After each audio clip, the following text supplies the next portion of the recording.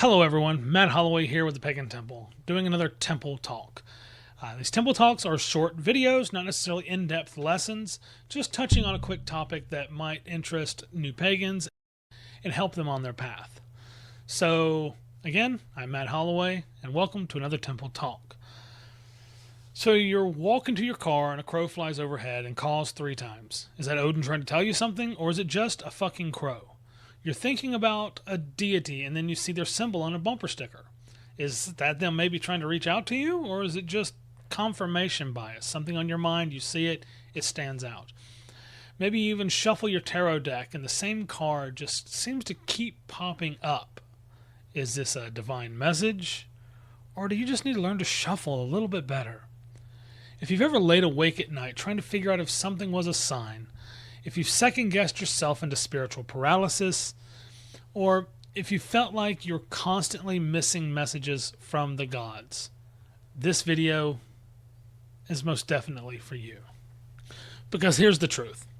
Not every sign is a sign, and that is okay. When you're new to paganism, there's this pressure to see meaning in everything. And I get it. You're building a relationship with the divine, and you're learning to recognize when deities, gods, ancestors, spirits, etc. are reaching out. You're developing your intuition and your own spiritual senses. You start paying attention, like really paying attention. And I highly recommend that. Pay attention to everything around you. But suddenly, everything feels loaded with these hidden meanings. This candle flickered. Is that a yes or a no? You found a feather on your walk. What does that mean? Your phone died right as you were researching a particular god or spirit. Are they trying to tell you something? Or most commonly, people see numbers everywhere. 1111, 333, 444, 777, etc. Surely that's got to mean something, right? And then you go online and you see other pagans posting about their signs. The gods showed up in their dreams. They got this clear message from Odin's ravens. A butterfly landed on their altar during a particular ritual. And you start thinking, am I not paying attention enough? Am I missing something? Why aren't the gods being this clear with me? So you start looking harder, you analyze more, you start finding meaning in absolutely everything. Honestly, that's fucking exhausting. Here's what I want you to hear. The gods are not playing some elaborate game of spiritual charades with you. They're not hiding secret messages in every bird that flies by, every song that comes on the radio, every weird coincidence you experience. Sometimes a crow is just a crow. Sometimes your candle flickers because there's a draft of air in the room. Sometimes you see the tarot card repeatedly because you're just shuffling in the exact same way every time. Sometimes coincidences are just coincidences. And that doesn't mean the gods aren't real to you. That doesn't mean that they don't communicate. It doesn't mean that you're spiritually deaf. It just means you live in a world where a lot of shit happens. And not all of it is about you, and not all of it is about the gods. I know that sounds harsh, but I promise, it's actually quite liberating. Because when you stop trying to extract spiritual meaning from every single thing that happens, you actually create a space to recognize real signs when they show up. When everything is a potential sign, nothing is a clear sign. But when you give yourself permission to let most of those things just be things, the actual meaningful moments become a lot easier to recognize. So how do you know the difference? Real signs, real divine communication usually has some characteristics. 1, it's persistent, not just once. Not just a random occurrence, it shows up again and again in ways that genuinely feel unusual.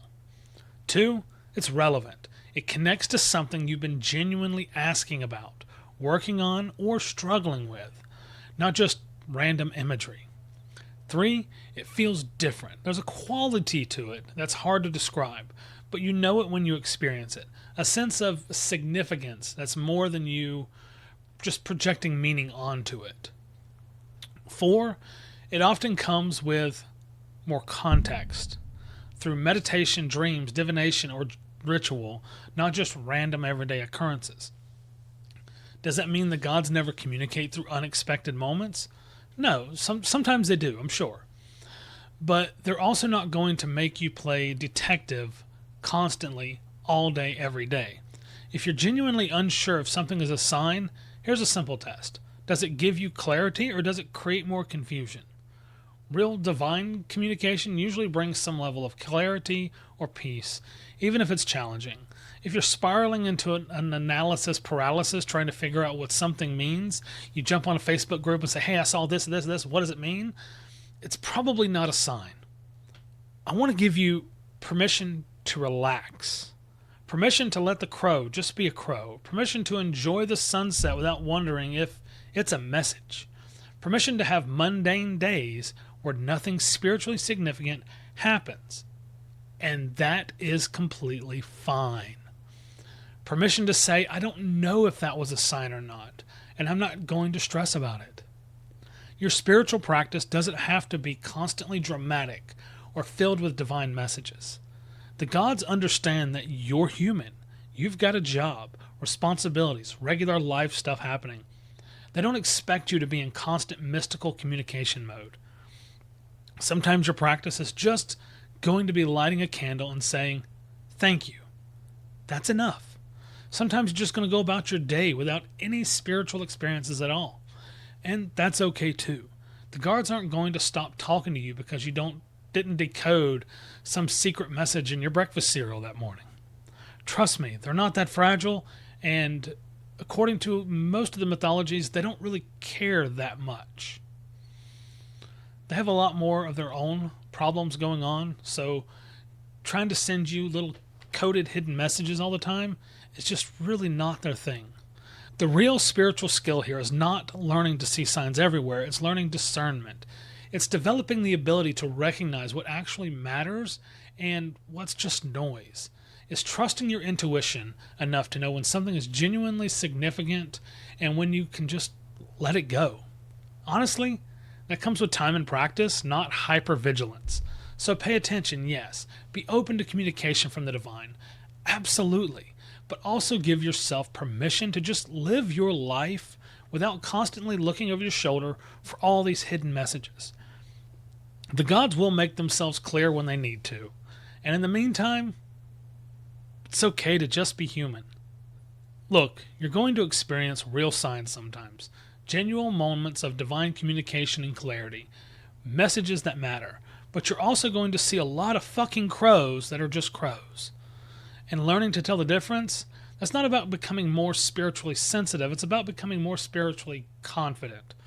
Confident enough to say, that was meaningful when it is. And confident enough to say, that was just life happening. That was just a beautiful bird that just happened to cross my path today. And that both are okay. Both are part of the journey. So stop torturing yourself trying to decode everything you come across. The gods are not testing you. They're just there. They're present, they're available, and when they have something important to say, you'll know. Trust that. Thank you for being part of another Temple Talk. I'm Matt Holloway with the Pagan Temple. If you want to join our community, links in the description below, and continue being the best part of the Pagan Temple and everything we're doing here. See you in the next one.